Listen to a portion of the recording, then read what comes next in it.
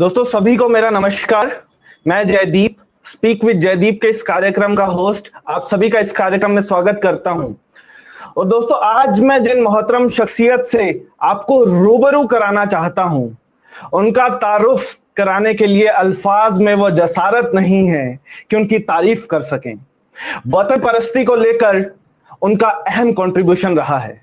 उनका साहित्य से लगाव और मोहब्बत, उन्होंने साहित्य में रूह डालने का काम किया है। उनके अंदाज़े बयां में वो कशिश है कि पढ़ने और सुनने वाले का दिल नहीं भरता। उनका उर्दू ज़बान से जो लगाव है वो उनके अल्फाज से झलकता है।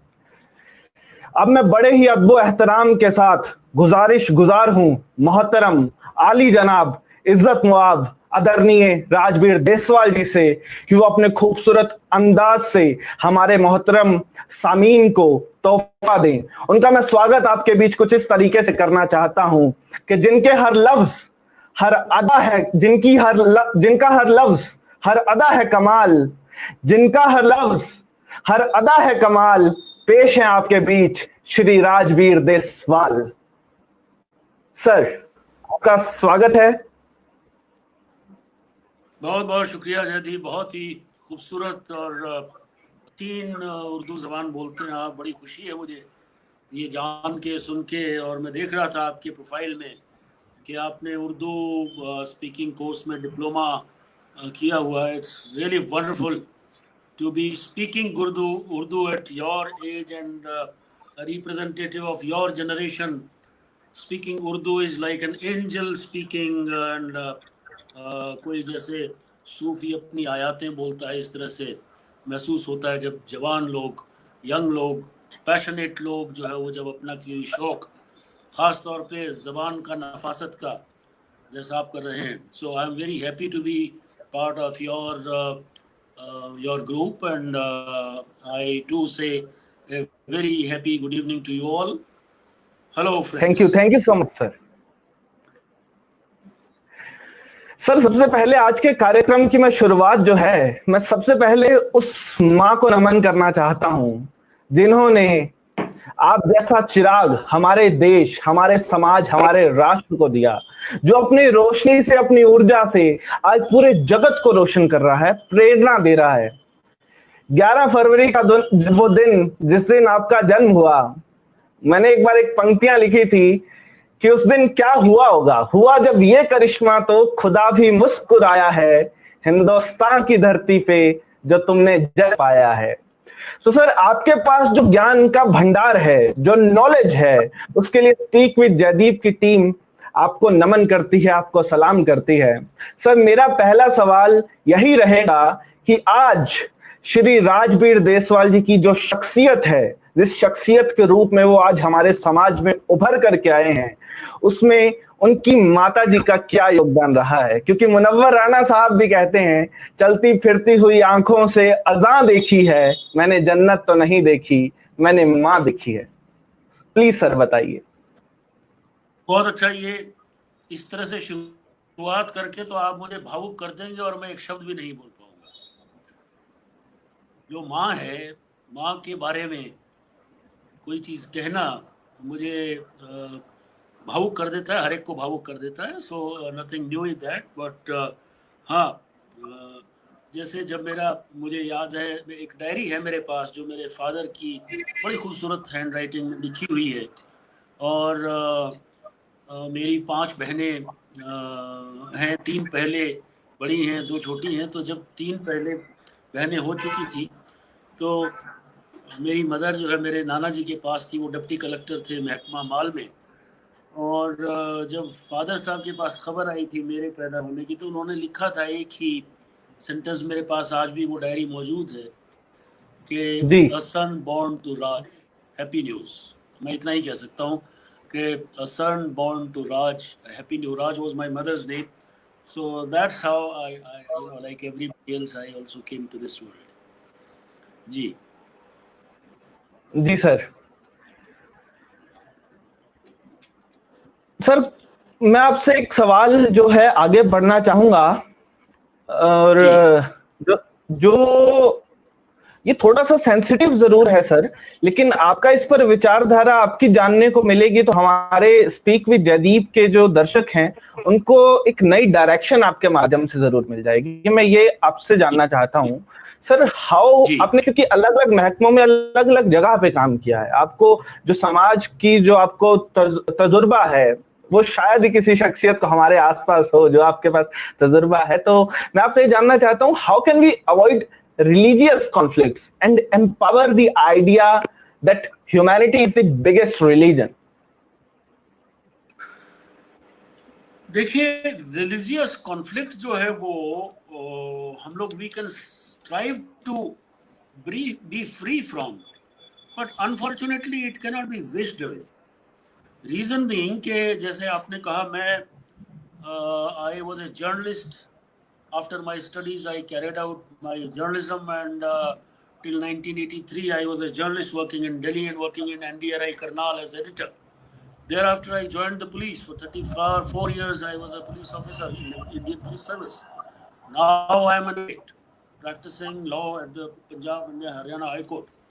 All through the span of my service career, कोई ऐसा मुकाम नहीं आया जिसमें मैं इफेक्टिवली ये कर सकूं कि किसी रिलीजन खास को उसके किसी दुष्प्रभाव में नहीं कहूँगा, लेकिन एक उसकी ओवर रीच जो होती है उसको रोकना भी वह शब्द गलत हो जाएगा, उसके ऐसे असर को जो दूसरे आदमी के रिलीजन को अफेक्ट करता है किसी तरह से, वो अपने स्वयं के एग्जाम्पल से आप दूर कर सकते हैं। अन्यथा जो है वो इतनी भारी आपको जिम्मेवारी ये लेनी पड़ेगी, क्योंकि आपको एक तो सबसे पहले कोई रिलीजियस प्रीचर ही बनना पड़ेगा, जो आजकल बड़ा रिस्की काम है।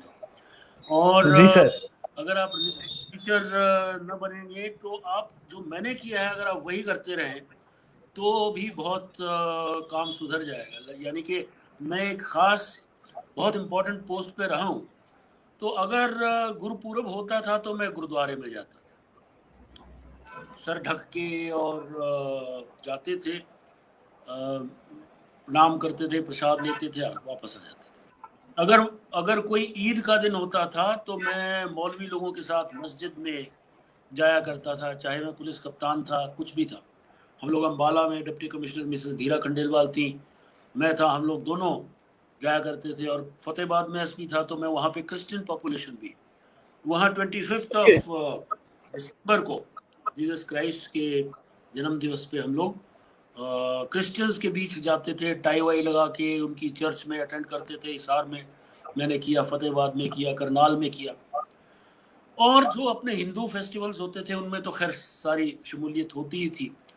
सो जो आदमी आपके माइनॉरिटीज़ के हैं, जो आदमी आपके अपने रिलीजन से दूसरे रिलीजन के हैं, उनको अगर आप अपने साथ किसी तरह से ला सकते हैं तो वो एक सेल्फ एग्जाम्पल के साथ, सेल्फ इंडल्जेंस के साथ, सेल्फ इनिशिएटिव के साथ लेके आ सकते हैं, जिसमें आप दूसरे आदमी के रिलीजन की उतनी ही कदर करें जितनी आप अपने रिलीजन की कदर करते हैं। सो दैट इज जी द सर। ओनली की। जी जी, जैसे कि लता हया साहिबा ने भी कहा है कि आकाश जी अपने मुल्क में ऐसी फिजा चले, मंदिर जले तो रंज मुसलमान को भी हो, पामाल होने पाए ना मस्जिद की आबरू, ये फिक्र मंदिरों के निगहबान को भी हो। वही उसी बात को बहुत आपने अच्छी, अपने शब्दों में कहा है। बहुत अच्छी, बहुत अच्छी। जी सर। एक सर, कहा जाता है कि जो सुबह की जो शुरुआत होती है, अगर एक इंसान की सुबह की शुरुआत सफल हो जाए, अच्छी शुरुआत हो जाए, तो उसका पूरा दिन सफल हो जाता है। क्योंकि हुमैरा रहमान का एक शेर है, रोशनदान से धूप का टुकड़ा आकर मेरे पास गिरा और फिर सूरज ने कोशिश की मुझसे आंख मिलाने की। तो सर, आपकी हाँ सुबह की शुरुआत कैसे होती है? How long does it take you to get ready in the morning? हाँ, वो बड़ा डाइसी क्वेश्चन है ये, क्योंकि अभी तो मैं थोड़ा सा जो है वो रिटायरमेंट के बाद तो और ज़्यादा फ्री हो गया हूँ। अब तो मैं सुबह उठ के गोल्फ भी जाता हूँ, लेकिन जो मेरे प्रोफेशनल ईयर्स थे काम करने के, उसमें तो 6-7 अखबार सुबह जब तक और 2-3 कप चाय ना हो जाती थी तब तक इंजन इंजन स्टार्ट नहीं होता था। और उसके बाद फिर दफ्तर जाना और दफ्तर के काम और भाग दौड़, you know what is the job of a police officer, and before that also you must know what is the job of a journalist. So all through I have been very active, not yes only sir. starting from morning. I am otherwise a late riser, but इतना भी late नहीं, लेकिन ये है कि बहुत ज़्यादा जो जिन्हों जो एम्ब्रोसियल आवर्स बोलते हैं, उन उन आवर्स में तो या तो इमरजेंसी में ही कहीं जाते थे, या कभी कभार ऐसा होता था कि मुझे हिल स्टेशंस पे जाने का बड़ा शौक था, और हिल स्टेशंस पे मैं अपना एक भी सेकंड कभी सो के नहीं मैंने गवाया। जो खूबसूरत जगह होती थी वहाँ हम लोग वाह। बच्चे भी जो है वो बड़े हैरान हुआ करते थे कि आज पापा सुबह 5 बजे उठ के और गलियों में सैर करके आ भी गए।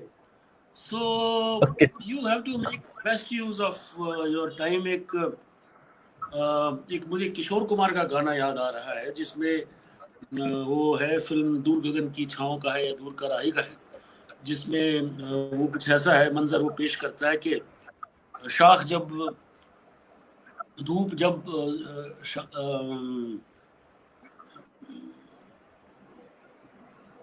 धूप जब शाख पे आई और छाँव छम से नीचे कूदी हंस के बोली आइए, कुछ इस तरह से है। और जी वो गीत मुझे बड़ा अच्छा जो है वो लगता है। जी सर। तो सर आज के यूथ को अपनी हवाओं मॉर्निंग पे लिख कैसे दो, प्लान करनी चाहिए? हवाओं पे लिख दो हवाओं के नाम, हम अनजान परदेसियों का सलाम, ये गीत था, मैं भूल गया था। जी हाँ हाँ जी।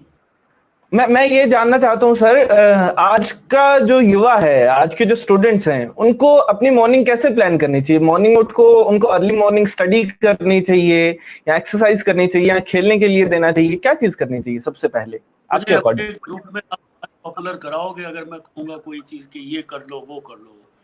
जवान लोगों को देखिए एक ही काम होता है यूथ को, हम लोगों को 10 तरह के काम होंगे। शादी कर लीजिए, बहुत मुसीबतें बढ़ जाएंगी, कई तरह के काम करने पड़ेंगे। अब ये जो टाइम है आपके पास अनमैरिड होने का, यूथफुल होने का, आपको खाली एक परीक्षा देनी है, आपको खाली अपने इम्तिहान की तैयारियां करनी है। बहुत कोई मजबूर है तो उसको अपने घर के हालात भी देखने हैं, साथ साथ हो सकता है कमाई भी करनी पड़ती हो, उसको अपना जी फ्यूचर सर। भी प्लान करना है। The only thing which I would like the present day generation, which is very confident generation, हम लोगों को, मुझे याद है, मुझे आर्य कॉलेज पानीपत में दाखिला दिलाने के लिए मेरे फादर आए थे। अब आज के दिन अगर कोई प्री यूनिवर्सिटी में एडमिशन अपने फादर को लेके जाए तो लोग बाग मजाक ही उड़ाएंगे। सो दिस जी is sir. Very confident generation है। एंड आप लोगों को बस एक चीज का ख्याल है होना चाहिए कि यू आर मेथोडिकल। हर चीज आप जो करें वो मेथड से करें। अगर आप मेथड से करेंगे तो आपकी तैयारी भी ठीक होगी, आपकी परीक्षाएं भी ठीक होंगी, आपकी एग्जीक्यूशन भी ठीक होगी, आपकी प्लानिंग भी ठीक होगी, आपकी लोगों में एक्सेप्टेंस भी ठीक होगी, और आप मेथोडिकली एक के बाद एक जो है वो स्टेप ऊपर अप द लेडर चलते जाएंगे। You will not need to look back, you will always keep going higher and higher. So one has to be very methodical in his approach. आगे आप चाहे सुबह 4 बजे उठ के अमृत वेले पाठ करते हो या बाहर की हवा का आनंद लेते हो, लेकिन सब चीज़ अगर आप मेथड से करें तो बहुत अच्छा। जी सर, वेरी वेल जी सेड सर। तो सर जैसा कि आपका जो व्यक्तित्व रहा है, आपने पुलिस में सेवाएं भी दी, उसके बाद आप साहित्य में भी रहे, जर्नलिज्म में भी रहे, अलग अलग जगहों पर आपने कंट्रीब्यूशन दिया और एक पुलिस ऑफिसर के रूप में भी आपने बहुत ख्याति पाई। तो और मैं कुछ पंक्तियां आपके लिए कहना चाहूंगा, उसके बाद एक सवाल भी मैं आपसे उसी से रिलेटेड पूछना चाहूंगा। एक बार मैंने लिखी थी कि रहमतां दे विच जिन्ना मेहनतां मिलाइयां, ਕਿਸੇ ਦੀਆਂ ਜਾਨਾਂ ਕਦੇ ਇੱਜ਼ਤਾਂ ਬਚਾਈਆਂ, ਅੱਜ ਉਹਨਾਂ ਦੇ ਜਜ਼ਬਿਆਂ ਨੂੰ ਮਹਾਨ ਆਖਦੇ ਆ, ਚੰਗੇ ਪੁਲਿਸ ਵਾਲਿਆਂ ਨੂੰ ਸਲਾਮ ਆਖਦੇ ਆ। Sir, my question for you is, how stressful is... composed composition है या उधार लेके अपना यूज की हुई है, ये भी दस दिया करो। If this is your own self composed कोई रचना है तो रियली हैट्स ऑफ, बहुत बढ़िया लिखा है। This is self-composed, sir. This is self-composed. Thank you so much, sir. Very nice. Sir मेरा सवाल आपसे यह है, how stressful is being a police officer according to your experience? I don't want to sound, disappointment नहीं मैं करना चाहूँगा, लेकिन आपका इससे जो पहला सवाल था कि ये भी करना है वो भी करना है, कितने काम हैं, उस पर वॉल्ट विटमैन एक अंग्रेजी के कवि हुए हैं, अमेरिकन, और उनकी एक बहुत लंबी पोएम है, इतनी मोटी बुक में है, लीव्स ऑफ ग्रास उसे बोलते हैं। उसमें कहीं ये आता है कि I M large, I contain multitudes. Do I contradict myself? Very well, then I contradict myself because I am large, I contain multitudes. कि मेरे अंदर एक जने के अंदर एक ही नहीं हूँ, जैसे वो शायर ने कहा भी है ना कि हर एक आदमी में होते हैं 10-20 आदमी। इसी तरह से हर आदमी में उसकी न केवल कैपेबिलिटीज बल्कि उसकी जो जो फैकल्टीज हैं उसके मुताबिक बहुत सी शख्सियतें रहती हैं, और उनका एक सामंजस्य बिठा लेना, एक तारतम्य बिठा लेना, एक कम्युनियन सबके साथ रखना और एक बैलेंस्ड डिलीवरी दे पाना, then it becomes your life's great achievement. Like if you are a police officer and if you can sing, and you can be a good orator, if you can be a good orator and you can be a good writer as well. If you are a good writer, then you can be somebody who is given to philanthropy. If you are given to philanthropy, then you can be someone who can be compassionate enough to help people out in their respective, journeys of life. So it is the whole package which counts, and not a particular set of your faculties. It is the cumulative effect of all your faculties that your delivery is counted, and that delivery becomes one sole example for others to emulate and to follow. Jay. That's really a wonderful answer, sir, you have given. And you have said that how you manage. If you are a good singer, then you can become a writer as well. Then you can you can try your hand in various fields. You are really a source of inspiration, sir. Actually, sir, I want to know, being a police officer, you are very, मतलब एक police officer को strictness दिखानी रहती है, एक boldness रहती है, जो कि उसकी मतलब घर से जब बाहर निकलता है एक पुलिस वाला, तो वो जो करेज के साथ रहना है, क्योंकि अलग अलग लोगों के साथ डील करना है, you are dealing with criminals, thieves and number of social issues. तो सर वो जब पुलिस वाला जब बाहर के इतने सारे स्ट्रेस के बाद जब अपने घर पे आता है, तो सर आपका उसमें मतलब घर पे जब आप आते हैं तो क्या आपका बिहेवियर पे वो आउटर इन्फ्लुएंस रहता है उन चीजों का, और यू चेंज योरसेल्फ कंप्लीटली, आप बिल्कुल सॉफ्ट हो जाते हैं? I am happy you asked this question. अब आपको लग रहा होगा कि मैं कितना बदतमीज पुलिस ऑफिसर रहूंगा कि चाय बीच बीच में पी रहा हूँ। रीजन ये है कि मैं अभी जब तुम्हारा शो का टाइम हो गया था तो मुझे कोई 2-3 घंटे से एलर्जी हो रखी है, और मेरा चेहरे पे अभी भी दिखाई दे रहा होगा कुछ सोजिश इधर उधर। So I needed to have my cup of tea, and so वो तो एक्सप्लेनेशन इसलिए दे रहा हूँ कि कहीं ना कहीं आप कि भाई शो पे भी बदतमीजी कर रहा है पुलिस वाला है। Anyway, no no sir, you are looking very handsome. की अहद लेते हैं, शपथ लेते हैं, जब खाकी पहनते हैं तो खाकी के साथ साथ एक खाल भी पहनते हैं, और वो खाल जो है वो शेर की खाल होती है। और शेर की खाल इसलिए कह रहा हूं कि उसको जैसे जंगल राज हो तो शेर का राज होना चाहिए, गुंडों का राज नहीं होना चाहिए। जंगल में गीदड़ों का और सियारों का राज, लोमड़ियों का राज नहीं होना चाहिए। अगर राज हो तो शेर का। वो शेर की खाल जब हम पहनते हैं तो उसमें हमारा भी दिमागी तवाज़ुन जो है वो बिगड़ जाता है कि हम शेर बन गए। अब ये बड़ी जो है ना वो पैराडॉक्सिकल चीज़ है कि एक तरफ तो आप शेर बनते हैं, दूसरी तरफ आप अंदर से शेर नहीं बनना चाहते हैं। लेकिन ये कश्मकश जो है ना वो चलती रहती है, और एक किस्म का संवेदना हरण हमारा भी पुलिस वालों का भी हो जाता है, इन द सेंस कि जैसे डॉक्टर को तकलीफ नहीं होती कुछ काटने पीटने में, मांस, लहू, हड्डी, इसी तरह से पुलिस वाले को भी ये सुनने में कोई ज़्यादा तकलीफ नहीं होती कि साहब मेरा भाई का मर्डर हो गया है, या मेरी बहन का रेप हो गया है, या हमारे घर लाखों की चोरी हो गई है, या फलां दबंग ने हमें खेतों से निकाल दिया है। ये this become very kind of a routine thing, but at the same time at the psychological level ये रूटीन चीज़ें आपके भी कहीं ज़हनियत में आपको कहीं कचोटती हैं, तंग करती हैं। और उसकी इमोशनल बैलेंसिंग के लिए, जैसे मैंने कहा, मैं गाने भी गाया करता था, गाता भी हूँ। मैं साहित्य की भी सेवा मैंने की है। मैंने 20-25 किताबें लिखी हैं, 4000 आर्टिकल्स लिखे हैं अखबारों में। सो ऑल द जी time sir. When I felt it was negativity all around, and I have been, bombarded with information of murders and dacoities and whatnot. So I used to sit on my typewriter and type out a beautiful middle of, say, about 500 words or so. So it is very necessary for a police officer to follow some passion.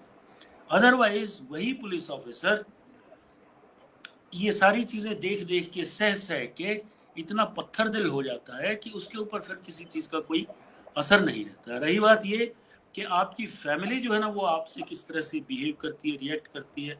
So fortunately मैं पढ़ा लिखा था और मैं एक higher rank पे police में आया था। I feel for my boys, I feel for my subordinates who दिन रात जो है वो मेरे साथ रहते थे। कभी उनको मुझसे ज़्यादा अपने घरों में जाने में तकलीफ होती थी, मुझे इतनी जो है वो तकलीफ कंपैरेटिवली बनिस्बत उनके इतना नहीं होता। हालांकि मैं भी 3-3, 4-4 बजे सुबह डिस्ट्रिक्ट में मेरे में पेट्रोलिंग करके और सारे नाके चेक करके मैं भी 4-4 बजे आके सोया करता था। एंड बच्चों को तकलीफ होती है जब पापा जी 4 बजे आ रहे हैं, और वाइफ को भी दिक्कत होती है जब चाय बना के दे रही हैं।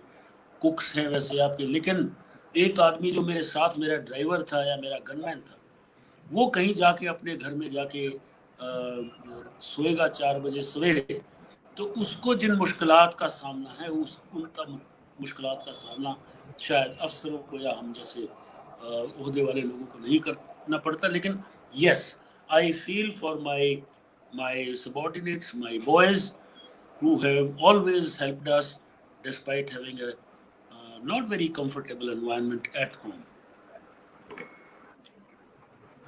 Okay, sir. That's really so generous of you. मतलब हम अगर अपने से ज्यादा दूसरे के दर्द को महसूस कर रहे हैं, that shows that how humble and how great you are. So, sir, thousands of salute to you. मतलब आप एक पुलिस के प्रोफेशन में होकर के भी इतनी संवेदना अपने अंदर अपनी जिंदा रखी, एक तपस्या है ये, और उसको बयां करने के लिए, उसकी तारीफ करने के लिए शब्द नहीं है आज हमारे पास। लेकिन सर, मुझे ये मालूम है कि आपने बहुत सुंदर सुंदर शब्दों से भरी बुक्स समाज को दी हैं, किताबें समाज को दी हैं। आपका एक शाहकार तोहफा जो एक बुक के रूप में आपने दिया, एक किताब के रूप में आपने दिया, आपकी एक किताब है तारों के जंगल के नाम से, जो कि 2004 में पब्लिश हुई। सर, मैं ये सवाल आपसे इसलिए पूछ रहा हूं क्योंकि जब हम सुनते हैं तारों के जंगल, ये जो शब्द है, ये शब्द सुनते ही माइंड में एक बहुत सुंदर सी इमेज बनती है। आपने यही नाम क्यों चुना और ये नाम कैसे आया, इसका मतलब क्या है? इस नाम को डिफाइन कीजिए सर प्लीज। तारों के जंगल में एक कविता है, क्या तारे बस आसमान में टिम टिम टिम टिम ही करते हैं, रात का स्याया भयावह हो और चीख पुकार कराता है, कुछ इस तरह से है। सो तारे जब मैंने तस्वुर किया तो तारे जो है वो तारों के कैसे जंगल हों आसमान में, वो एक तस्वुर जैसे ही आया और बड़ी अच्छी एक कैची लाइन बन गई, और मैंने समझा कि शायद ये इस पोएम्स की एंथोलॉजी के लिए बहुत अप्रोप्रिएट टाइटल होगा। मेरे सारे ही टाइटल इसी तरह से होते हैं। एक और पुस्तक है मेल्टिंग फ्रोजन ग्लो। अब आप अगर मुझे पूछिए कि मेल्टिंग फ्रोजन ग्लो का मतलब क्या है, तो वो मैं ही बता सकता हूँ कि एक ऐसी ग्लो जो फ्रोजन है ग्लो, और वो फिर भी मेल्ट कर रही है। ये एक तस्वुर है जो आप एक लेखक या शायरी कर सकता है। आम आदमी इस पे क्वेश्चन मार्क उठा देता है, यार तारों के भी कोई जंगल हुआ करते हैं, मेल्टिंग जी। फ्रोजन ग्लो भी कुछ होती है। सो एक ग्लो जो ऑलरेडी फ्रोजन है but still it is melting, oozing out, reaching out to you. तीसरी मेरी एक और मेरी 7-8 किताबें हैं पोएट्री की। तो एक किताब है सल्मे सितारे। अब सल्मे सितारे आप लोगों की जनरेशन शायद नहीं समझेगी कि सल्मे सितारे किसे कहते हैं। सल्मे सितारे वो होते हैं जो माओ की चुनरी पे जो छोटे जो हो सितारे। और नीरज जी की एक बड़ा मशहूर गीत हुआ था, आज की रात तेरे बिना नींद नहीं आएगी। उसमें 4 लाइनें हैं कि तेरे आंचल पे तके सल में सितारे जैसे मुझे देखे बिना बिन बात चमक उठते हैं। So you draw your inspiration, you draw your titles, you draw your own impressions from things around which are obtaining. But yes, you have to have a keen observant eye to decipher, to know that particular thing. जी sir. Sir आपका message क्या रहेगा जो हमारे growing writers हैं, जो युवा writers हैं, according to what is more important, emotion और क्राफ्ट? आपके प्रोग्राम में टाइम कितना है पहले ये बताइए। हाँ जी सर। कितनी देर का प्रोग्राम आपका और रह गया? सर जैसे आप कहेंगे, आपकी कंफर्ट के अकॉर्डिंग चलेंगे सर हम। नहीं, मुझे कुछ नहीं, मैं जो आप मैसेज की बात कर रहे हैं ना, मुझे था ये इल्म के शायद आप मुझे मैसेज की बात पूछेंगे कि आपका हमारे साथियों के लिए, युवाओं के लिए मैसेज क्या है। तो मैसेज के लिए तो मैं एक मेरी नज़म पढ़ूंगा, आप अपने और नहीं सवाल नहीं सर, पूछ सकते हैं। जब वो मैसेज अभी नहीं है। अभी हमारा अभी आपको हम फ्री नहीं करेंगे, क्योंकि आज हमको मौका मिला है, तो आपसे हम पूरी नॉलेज लेंगे एक वैक्यूम क्लीनर की तरह, क्योंकि हमको जो ज्ञान के मोती आपसे मिल रहे हैं वो बहुत कीमती है, और मुझे मालूम है वो दुनिया की किसी लाइब्रेरी में नहीं मिल सकते हैं। तो वो अभी हमारे पास रैपिड फायर राउंड भी आएगा सर। अभी बहुत इंटरेस्टिंग क्वेश्चन है, अभी आपसे हम गाना भी गवाएंगे आपकी पसंद का, जैसा आप चाहेंगे। तो सर मेरा ये क्वेश्चन ये था कि जो नए राइटर्स हैं, जो लिखने वाले हैं, उनके लिए इमोशन ज्यादा जरूरी है या क्राफ्ट ज्यादा जरूरी है? आपको उनको क्या कहना चाहते हैं जो लिखना चाहते हैं, जो लिखने की फील्ड में आना चाहते हैं? तो नया लेखक है या पुराना लेखक है, मैं नए लेखक को परिभाषित करता हूँ, न पुराने लेखक को परिभाषित करता हूँ। मैं केवल उस व्यक्ति को परिभाषित करता हूँ जो अपने आप को एक्सप्रेस करता है। Expression, communion, communication by any medium, Hindi, Urdu, अंग्रेजी, इशारों से, ये कम्युनियन की विधा है, ये एक स्टाइल है, ये एक महारत है, एक हुनर है। ये जिस व्यक्ति में भी है, वो जरूरी नहीं कि कोई बहुत अच्छा लेखक होगा, हो सकता है कोई बहुत अच्छा ओरेटर हो सकता है कोई बहुत अच्छा क्रिटिक हो, बट यस, जो लेखक है उसके अंदर से एक स्वतः विचारधारा बहती है। उसके चारों तरफ, उसके ऊपर जैसे मधुमक्खियों का छत्ता होता है, इस तरह से शब्द मंडराते हैं, और किस शब्द का, किस लफ्ज़ का कहाँ कैसा इस्तेमाल करना है वो उसको आना चाहिए।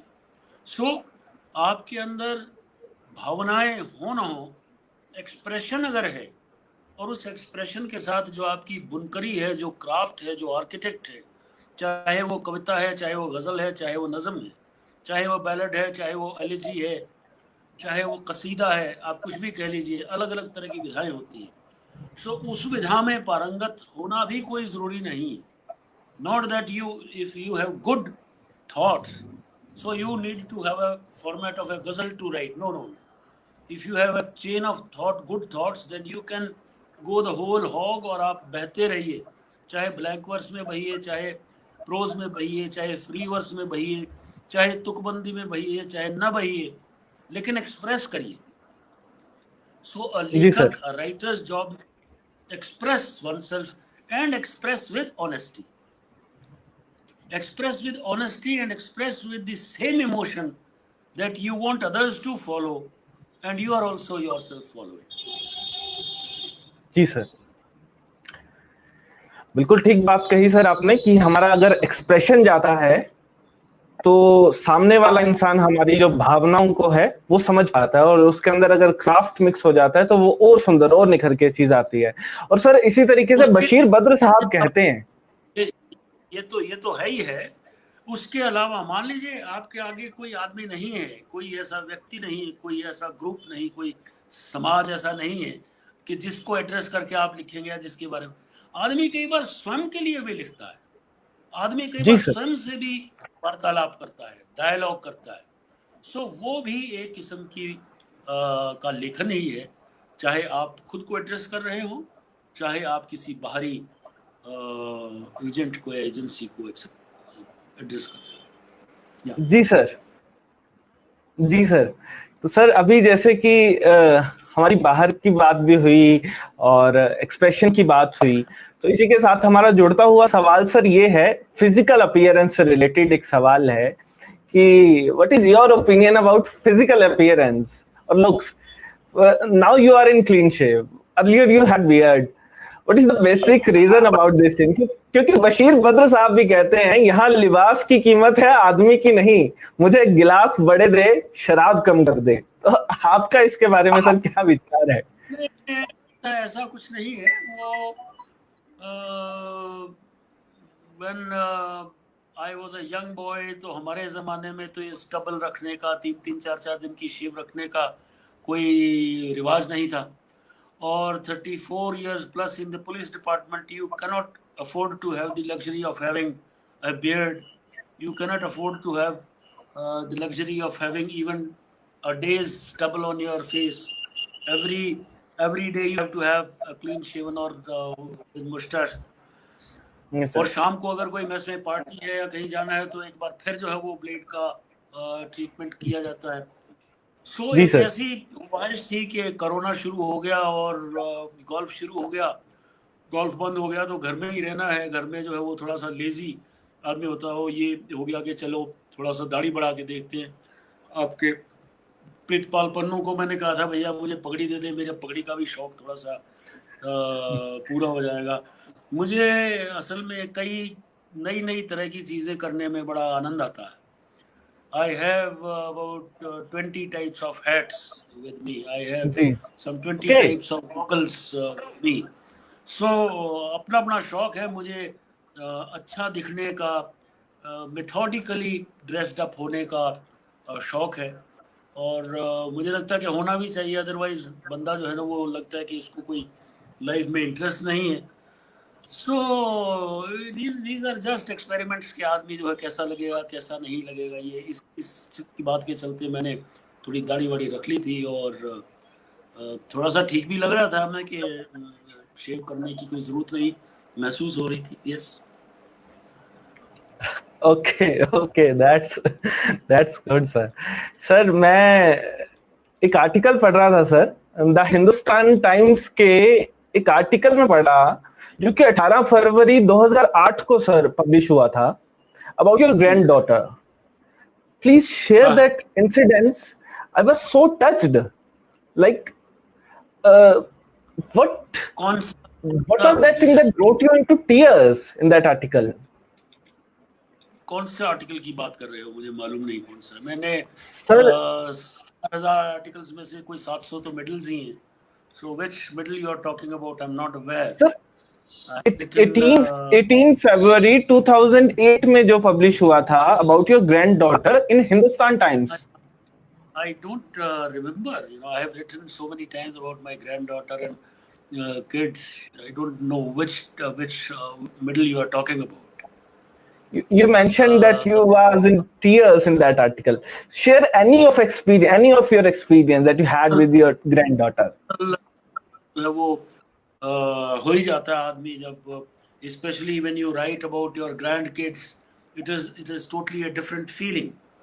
Your especially I have fondness for girls, so I liked my granddaughter in a way that I must have written something really emotional about her. So we want to know about it, sir. Please share any of your experience. Either you tell me which was the middle or I can't fish out that particular middle which you are talking. Share any of your experience, sir. Any of your experience. नहीं, regarding what? About your granddaughter. Granddaughter का तो मैंने बताया कि I am fond of girls, और वो मेरे को जो है वो in fact I wanted a girl to be born in my family and I have 2 sons. So there was no girl in the family, and this angel came in our lives in the year 2006, and Okay. she is the most one so far as I am concerned. So she stayed with us for about 7-8 months, and then she went over to America. She keeps coming now. She is a teenager, and she is about Okay. 14 years old. Okay, sir. Okay. Thank you for sharing this experience, sir. Sharing your views. Sir, एक बार मैंने ना एक पंक्तियां लिखी थी, क्योंकि वो मैं आपको सुनाना चाहूंगा आपकी परमिशन से, आपकी अगर इजाजत हो तो। केवल छोटी सी 2-3 पंक्तियां हैं, क्योंकि महिलाओं के विषय पर, माँ बहन बेटी पर बहुत सारी कविताएं पंक्तियां लिखी जाती हैं, और मैंने एक बार लिखा था कि एक अंग ऐसा है महिला का जिस पर अक्सर चुटकुले कसे जाते हैं, लेकिन वो चुटकुले का, मुझे नहीं लगता वो चुटकुले का विषय है, वो जो महिला का रूप है। तो मैंने कुछ इस प्रकार से पंक्तियां लिखी थी, और इसी से जुड़ता हुआ हमारा अगला सवाल भी है आपसे कि वो पंक्तियां यूं है सर कि घर के मान का सम्मान का परमान देती है, तू थामे या ना थामे हाथ तेरा थाम लेती है, वो देवी है दिवाली है बहुत ही भाग्य वाली है, जो अपने नाम के पहलू में तेरा नाम लेती है। बहुत अच्छे। जी सर, तो हम जी मैं ये कहना चाहूँगा इसमें कि यस, बेटियां जो है वो ज़्यादा ख्याल रख पाती है, ख़ास स्टेज के बाद माँ बाप का, विशेष तौर पे जो शायद बेटे नहीं रख पाते। उसके रीज़न कई तरह के भी हो सकते हैं। एक तो बेटी उस घर में नहीं रहती, अपने घर में होती है, अपने ससुराल के घर में होती है, तो she always keeps thinking about parents. और इसमें मैं तो आगे पीछे अक्सर ये भी कहा करता हूँ कि मोदी जी चाहे कितने ही जुमले छोड़ते हों, मुझे मोदी जी की एक जो कैंपेन है सेल्फी विद डॉटर, वो सबसे अजीज लगती है, और I take pride and I really subscribe to his views on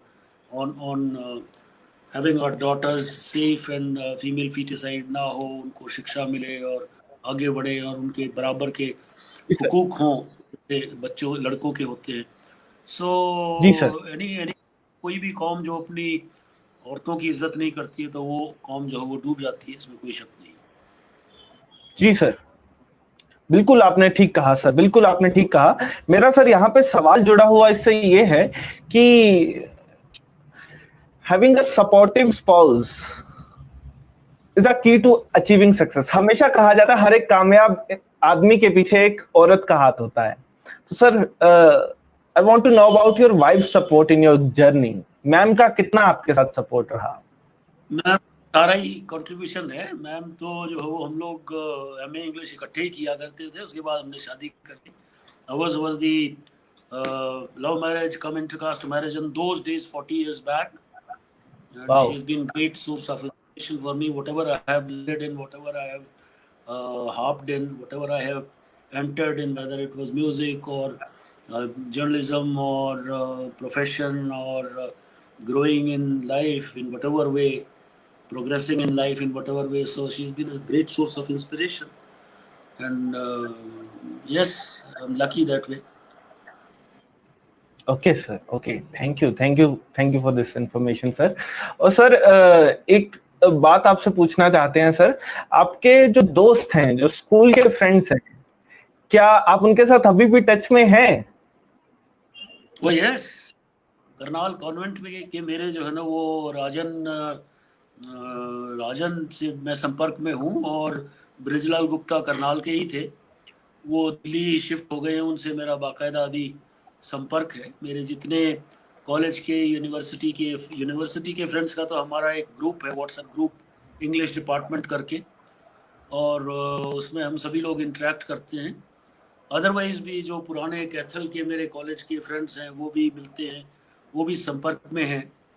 और जहाँ जहाँ भी रहे हैं फ्रेंड्स के साथ जो आप फ्रेंड्स ना कहिए उनको, बेशक सहपाठी कह लीजिए, acquaintances कह लीजिए, but yes, they are part and parcel of your not only life, but in your shaping up in whatever way, they have been contributors, whether being peers or whether being competitors or whether being persons who really inspired being along.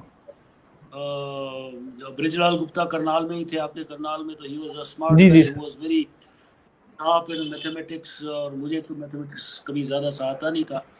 And Rajan Verma was an expert in physics, मेरी तो chemistry भी कमज़ोर हो गई थी। तो there are people around who have been of great help for you and who have not only sustained relations with you all through your life, but are real assets one can even count on. Okay sir, okay, thank you sir, thank you. Sir अभी जब हमारी team आपके बारे में थोड़ा research कर रही थी, तब एक आर्टिकल पढ़ा हमने जो कि आपने 2011 में लिखा था समर गिफ्ट्स को लेकर के। लैला की उंगलियां, मजनू की पसलियां, गर्मियों के बेनजीर तोहफे, Yeah. वो पढ़ करके बहुत एंजॉय किया सारी ही टीम ने। तो सर उन फूड आइटम्स के बारे में कुछ बताइए प्लीज, हमारे दर्शकों को बताइए, आपकी जबान से सुनना वो चाहते हैं।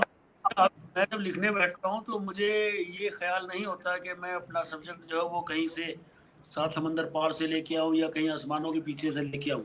Anything which is available, obtaining around you, you draw your inspiration from that particular thing, and when you are to write, you just make a mental picture of that scenery being enacted again in front of your eyes. So हम लोग जब UP में, मेरी बहन married है वहाँ, UP जाया करते थे तो वो ककड़ियाँ बेचा करते थे वो लोग बाग, जो है ना, छापे उसमें रख के, और वो आवाज़ लगाया करते थे कि लैला की उंगलियाँ, मजनू की पसलियाँ, ले लो, खा लो खा लो। उससे दिमाग में आया कि ये गर्मियों के बेनज़ीर तोहफे, जिसमें नींबू काट के और मिर्चें लगा के और पुदीने का पानी चारों तरफ मटके के लगा के। So these are very minor things. अभी मैंने कोई 700 वर्ड्स का एक आर्टिकल लिखा, मेरे घर में घिया हुई थी, घिया के ही ऊपर लिखा। सो you must write, there is a trend in journalism ke write less on more and more on less. So when you write more on less, it becomes a real piece of writing. Yes. Okay okay sir, thank you sir. और sir आपके experience जो हैं वो, जैसा कि हम अक्सर आपकी जो पोस्ट हैं हम फेसबुक पर भी देखते हैं, और एक बहुत बड़े जो हिंदुस्तान के राइटर हुए हैं सरदार खुशवंत सिंह जी, एक महान लेखक जिनके साथ आपने काफी वक्त भी बिताया, उस उनमें से कुछ खास पलों का अगर आप कुछ एक्सपीरियंस हमारे दर्शकों के साथ साझा करना चाहें सर, कुछ ऐसा कोई खास पल, कोई ऐसी खास स्टोरी हो। सरदार खुशवंत सिंह के साथ तो इतने इंस्टेंसेस हैं मेरे कि मैं लिखना चाहूँ तो एक किताब पूरी बन सकती है। और मेरे ही ऊपर उन्होंने at least half a dozen times in his own columns he has written about me and my books. I don't know what fascinated him in me, and I came in contact with Sardar Khushwant Singh in 1991 जब मेरी पहली पुस्तक wit and humour of Haryana आई थी। I presented him with a copy and he wrote about me in his own column and I became a hero overnight. The book was sold to the tune of say 10,000 and it was a good seller, best seller in those days. 91 के बाद 92 में मेरी दूसरी book भी उन्होंने review की, and somehow we developed a kind of relationship that I used to often have my evening drinks also with him once when I was with the government of India. और उनकी study में मैं मेरी पहुंच थी, study में उनकी library से मैं 15-20 किताबें हर बार जब भी जाया करता था तो ले आया करता था। And he used to talk things about Haryana, especially whenever he used to think of some jokes or some anecdotes or some cultural aspects. He would always consult me by way of writing letters. He used to write postcards. So उनके साथ भी मेरा एक बड़ा आत्मीयता का जो है वो रिलेशनशिप था। और उनकी ही राइटिंग्स पर मेरे एक और गुरु रहे हैं जर्नलिज्म में, काना सुब्रमण्यम, जो एक तमिल क्रिटिक थे और इंग्लिश राइटर थे जब मैं जर्नलिज्म किया करता था। सो उनका और खुशवंत सिंह का एक मिक्स्ड सा इम्पैक्ट जो है वो मेरी राइटिंग्स में नज़र आता है, जहाँ काना सुब्रमण्यम थोड़ा सा सीरियस साइड पे होते थे but very meaningful writing he did. On the contrary, Khushwant Singh again was not really non-serious. He was rather more serious than Kana. But he had a style of his own, जो उनका अपना थोड़ा सा humerus था, witty था. वो कई बार खाल खींचते थे तो अच्छी खाल खींचते थे, और किसी की अगर खिंचाई करनी होती थी तो वो भी करते थे. So this is running into low battery mode. अब आप जल्दी से अपना कर लीजिए. Okay, sir. Okay, sir. Okay. That was really a very nice experience of yours. Thank you for sharing this beautiful experience, sir. और सर एक जो चीज है, एक बहुत ही स्पार्किंग सी जो चीज, once I was surfing from my timeline and I got an article. Sir, I really want to ask you this question. This question is my favorite. Even I added this question specifically क्योंकि as you said that you are interested in different kind of things. You served as an IPS officer. Now you are an advocate, a golf player, artist, trainer, coach, singer. I must say you are an all-rounder. So how you're so flexible in different kind of things? And once I read that you wanted to become a bus conductor, are you inspired by Rajnikant, sir? What's the story behind that? Oh, I didn't get your question in whole because the voice was cracking. Am I audible, properly audible to you? Yes, sir, you are audible. All right. Sir, I'm repeating the question. I'm repeating the question. Sir, you served as an IPS officer. Now you are an advocate, golf player, artist, trainer, coach, singer. I must say you are an all-rounder. So how you are so flexible? And once I also got to know that you wanted to become a bus conductor. Are you inspired by Rajnikant, sir? Or what is that story, sir? ये battery गई इसकी 10% रह गई है. मैं एक चीज बता दूं कि I think when I right I have only to address the child in me, and at one stage of my life, even if getting fascinated by the words that the ticket conductor, conductor had, so I had a fascination to have those words because there was a printing press close to our house way back where I studied in Jean, and the other wish was to be a street singer. I had seen a movie called Didar of Dilip Kumar where he is having a harmonium shade on his shoulders and he plays songs in the streets. So I said, yeah, once in a while, what is the harm in saying? And it was a wishful thinking once upon a time that I could become a bus conductor or even a street singer. जी sir. Okay sir. Okay sir, जैसा कि आपने बताया battery खत्म होने वाली है तो हम इस मौके नहीं जाने देना चाहते. सर प्लीज कोई दो लाइनें आपका फेवरेट सॉन्ग हो. लग जा गले जैसे आपने बहुत सुंदर गाया, आप सभी गाने आपके बहुत सुंदर हैं. कोई जो आपका फेवरेट सॉन्ग हो, आप 2 लाइनें प्लीज सर हमको सुनाइए. सॉन्ग तो नहीं चल पाएगा क्योंकि इसी में मेरा कॉर्ड बजता है जिस फोन से मैं आपसे बात कर रहा हूँ. बहुत जल्द मैं अपनी नज्म वो बोलता हूँ जो अक्सर प्रीतपाल पन्नू जिसका वो ये जी सर जी. अभी तो फख्र हिंदुस्तान हो, मनरो गिरजे किलो हिंदू मुसलमान हो, रोटी हो एक गरीब की हो आस बदनसीब की, ठोकर में जी रहा है जो की जुबान हो, और आदर्श का तुम आईना मर्यादा का तुम मान हो, नाज हो तुम मुल्क का चमन के बागवान हो, काम तुम ऐसे करो तुम पर फिदा जहान हो, माने जग लोहा तुम्हारा राह तुम शान हो, पैदा हो जिनमें इल्म फन उन नेमतों की खान हो, भी बनो संतों की तुम तान हो, वाह. बढ़ चले तुमसे यकीनन हम मगर, this is important, this is my message. एक पीढ़ी बढ़ चले तुमसे यकीनन हम मगर, आवाज दो तुम पर हमारा तन बदन कुर्बान हो, आवाज दो तुम पर हमारा तन कुर्बान हो. Battery is dying out. Thank you very much, Jaideep, and I wish all your friends a very happy evening, happy times, happy moments in life, more of happiness coming your way. So that is all. My battery is just going to go off. Okay, thank you so much, sir, for your precious time. Thanks a lot sir, thanks a lot. मैं आपका सच में बहुत शुक्रगुजार हूं कि आपने अपना कीमती समय हमारे लिए निकाला। बहुत बहुत शुक्रिया सर, थैंक्स अ लॉट।